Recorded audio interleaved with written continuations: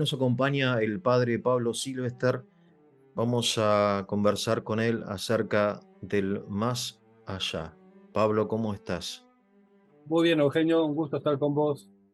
Te dejo la palabra a Pablo y después vamos a conversar un poco sobre este tema. Adelante. Bueno, el tema que se nos había ocurrido, a vos y a mí, era el planteo del más allá.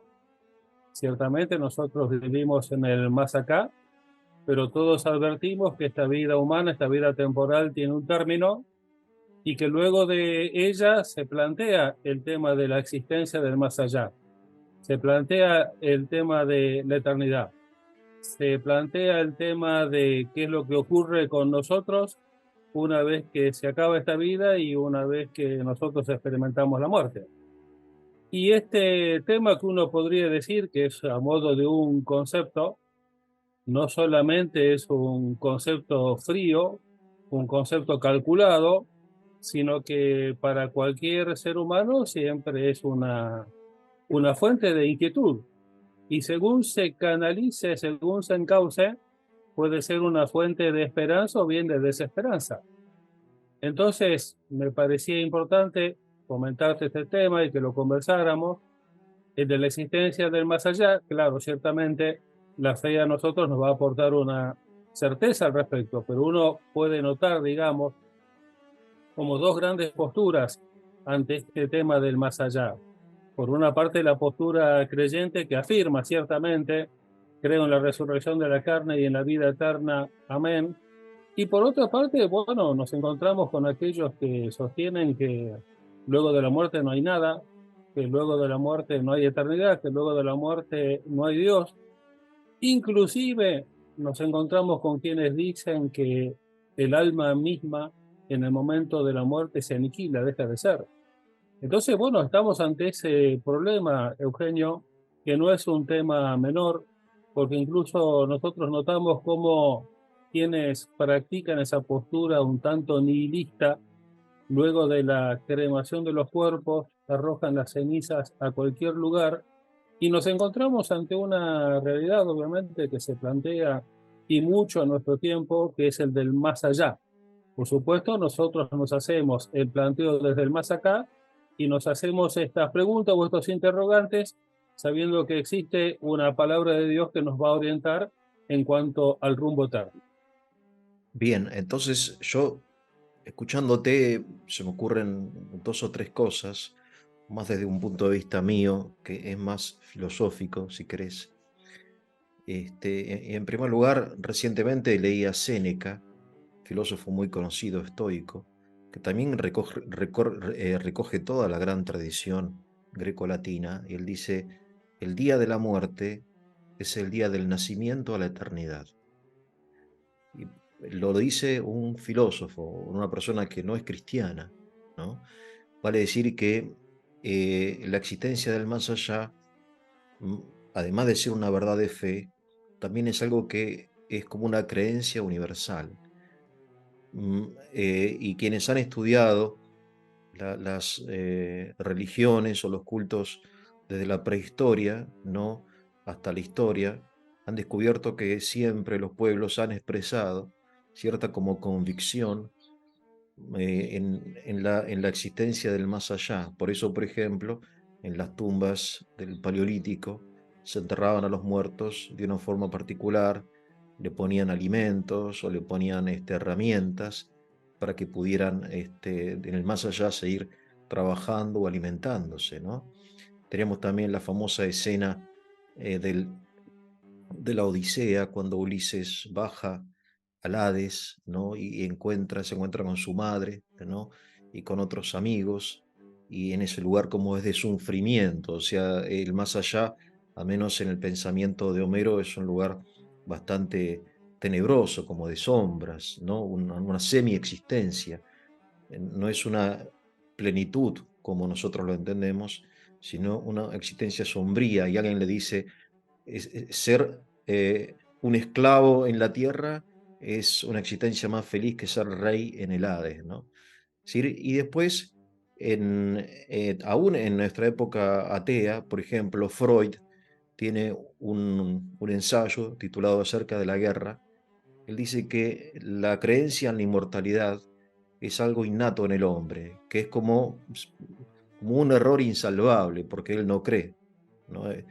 Pero es tan insalvable y por eso los hombres van a la guerra, porque si no creyesen de alguna manera en el más allá, no arriesgarían su vida por tonterías, ¿no? Por fronteras en definitiva, o por ambiciones de los reyes, ¿no? Por eso, pero él dice, bueno, es inevitable que el hombre crea en la inmortalidad, y de hecho nosotros, seamos creyentes o no creyentes, decimos cuando se muere una persona querida que se fue.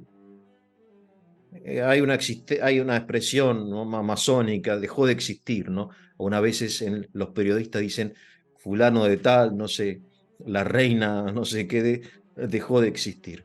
Pero en realidad nosotros preferimos todos la expresión se fue, como si se tratara más, no de una aniquilación, sino del paso de una vida a otra, ¿no? Sí, es interesante también, y también termino. Hay un médico español que da conferencias y él es un médico que acompaña a los moribundos y escribió un libro acerca de la experiencia de la muerte, ¿no? Y él está convencido por razones científicas en el más allá, porque él cree que la conciencia no es material, es energía, ¿no? Él no es católico ni cristiano, habla en términos más bien de la nueva era, qué sé yo, o términos de la física cuántica, dice que la conciencia es energía. Entonces, aun cuando se desprende de la materialidad, esa energía sigue existiendo. Por eso las personas que sufren muerte clínica y después, entre comillas, vuelven a la vida, ven cosas que como que están fuera del cuerpo, etcétera, ¿no? Interesante porque, siendo un científico, él viene a confirmar algo que, como vos decís, la revelación nos da la certeza. Como seres humanos siempre tenemos la duda, ¿no? Pero la revelación, la fe, viene como a confirmar la sospecha que tenemos, ¿no?, de la existencia del más allá. Con lo cual, con lo que vos estás diciendo, Eugenio, con lo que estás argumentando, el fenómeno del ateísmo y del nihilismo vendría a ser algo más bien moderno y contemporáneo, porque entonces en los pueblos antiguos existía esta fe en el más allá y estas distintas maneras de referirse a él, ¿verdad? Pero en realidad siempre hubo nihilismo y ateísmo. También lo encontramos en el materialismo, qué sé yo, en nombres como Demócrito, en los atomistas, en los materialistas. Lo que pasa es que en aquel entonces el nihilismo y el ateísmo eran más bien excepciones. En cambio, hoy hay un nihilismo más bien, digamos, popular. Quizá no en nuestros países latinoamericanos que todavía conservan la fe, pero en muchos países es normal no creer en el más allá. No sé, en la Rusia soviética o en la Alemania oriental o en algunos países fuertemente ideologizados por el ateísmo, es más, creer en el más allá es un problema psiquiátrico. En los años 70 u 80, en la Unión Soviética, las personas que creían en el más allá eran diagnosticadas como un problema mental, ¿no? Digamos que siempre hubo estas posturas, pero hoy tienen más difusión que antes.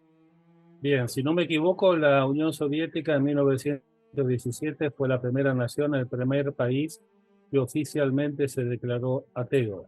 Sí, sí, Creo claro. que antes de la Rusia de Lenin no había existido semejante hecho en ninguna otra parte. No, no, no, no, no, para nada, ¿no? Son fenómenos nuevos. El ateísmo popular, masivo, es un fenómeno de la edad contemporánea, ciertamente, ¿no? Pero bueno, sí que bueno, te escuchamos, Pablo, porque queremos conocer también qué dice la fe acerca de esto, ¿no? Bueno, en el caso, digamos, de la actitud creyente, nosotros tenemos aquella expresión que viene del libro de los sapienciales: acuérdate de tus postrimerías y nunca jamás pecarás. O bien aquella expresión que se repetía también antiguamente: muerte, juicio, infierno, gloria, ten siempre cristiano en tu memoria. El más allá siempre va a ocasionar incertidumbre, siempre va a ocasionar una cierta angustia, una cierta preocupación, el hecho de la muerte y de lo que venga después, pero aquel que, bueno, que mantiene una postura de la fe, una postura de fe, es asistido por la religión desde la cura hasta la sepultura, con la certeza que se manifiesta en el credo, creo en la resurrección de la carne y en la vida eterna. Amén. Entonces allí nosotros tenemos una actitud de fe ante lo que uno va a experimentar en ese momento, que es un tránsito de esta vida a la otra, en ese momento en el cual se acaba la vida temporal y comienza lo que decimos la vida eterna.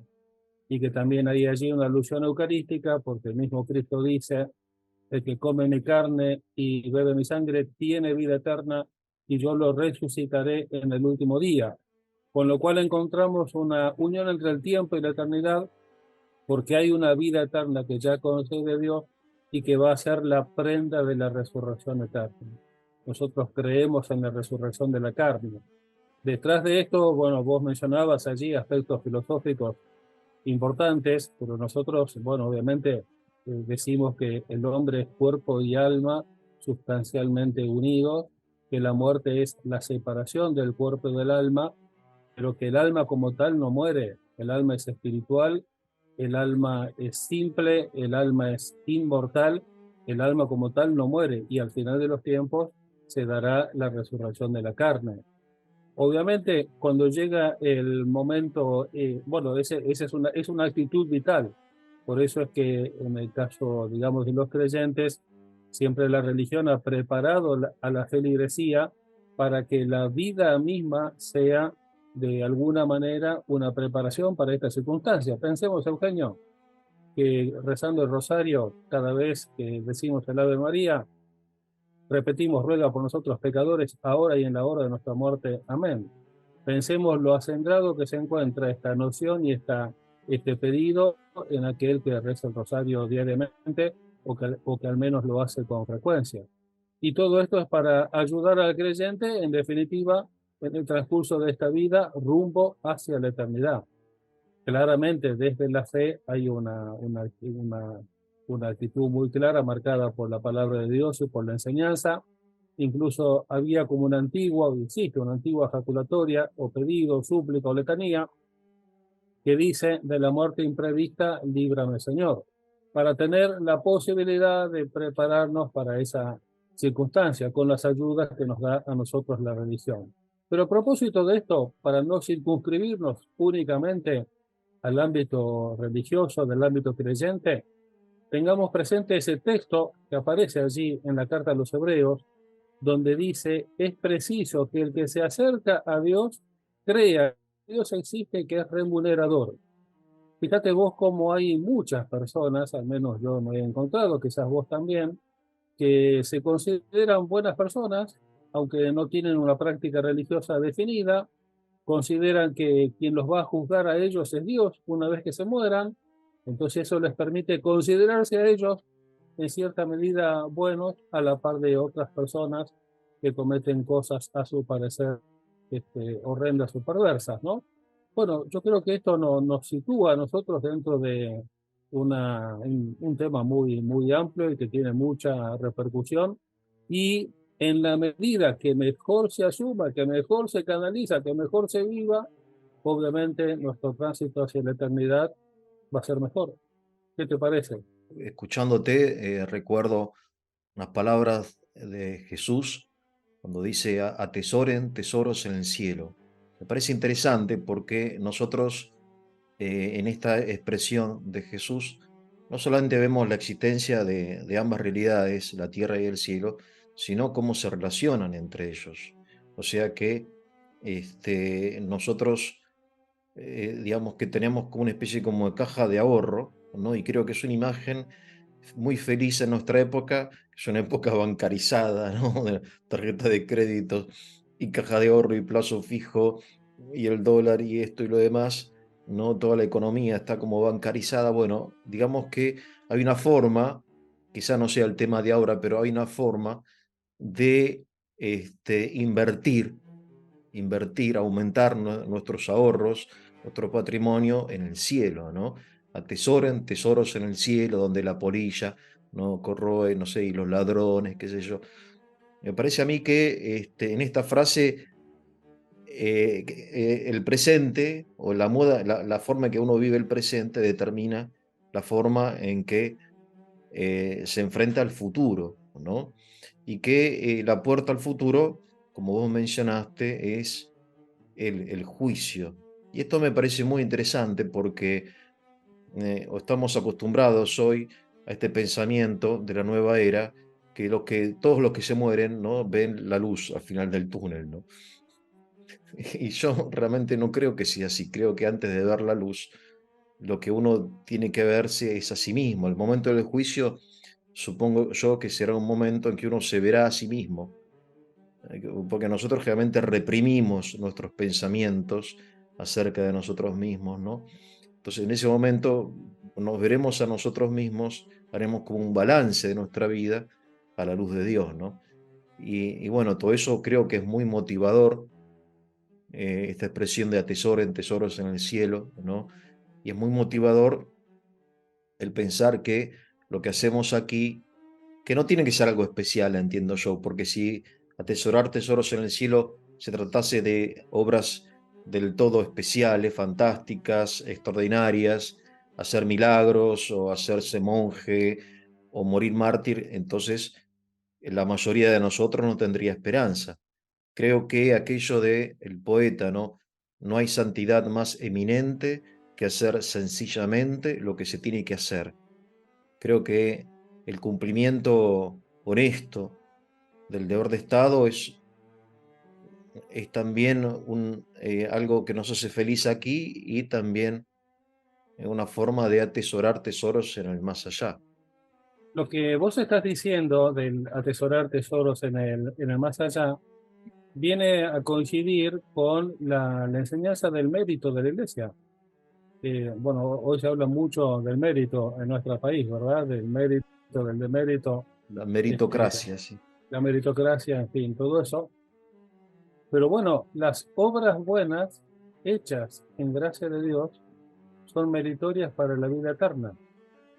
Méritos que se pierden si nos apartáramos radicalmente de Dios, méritos que se recuperan si por el arrepentimiento y la gracia volvemos una vez más a la intimidad con Dios. Pero efectivamente existe ese mérito y ese mérito de la vida eterna. Inclusive, bueno, vos citabas el Evangelio, también hay otra parte del Evangelio de aquel hombre que era rico y que iba a hacer sus graneros y los iba a llenar de provisiones y bueno, que ya tenía para vivir muchísimo tiempo. Y allí Dios en esa parábola dice, insensato, ¿de qué te sirve todo lo que has amontonado? Esta misma noche vas a rendir tu alma a Dios. Y termina la parábola diciendo Jesús, esto sucede con aquel que es rico para sí, pero no es rico para Dios.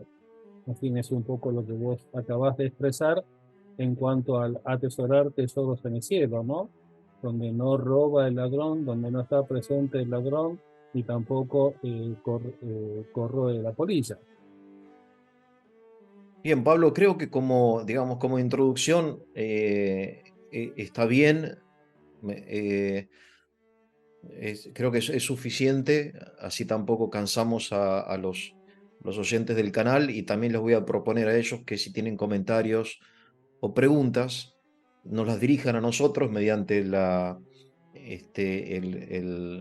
canal, que después podemos ir respondiéndolas así juntos en forma de diálogo, ¿no? La idea de este nuevo ciclo es hacer un diálogo con vos en forma regular sobre temas que se nos vayan ocurriendo o que propongan los amigos del Tesoro de la Isla. Así que bueno, te agradezco muchísimo y te mando un fuerte abrazo.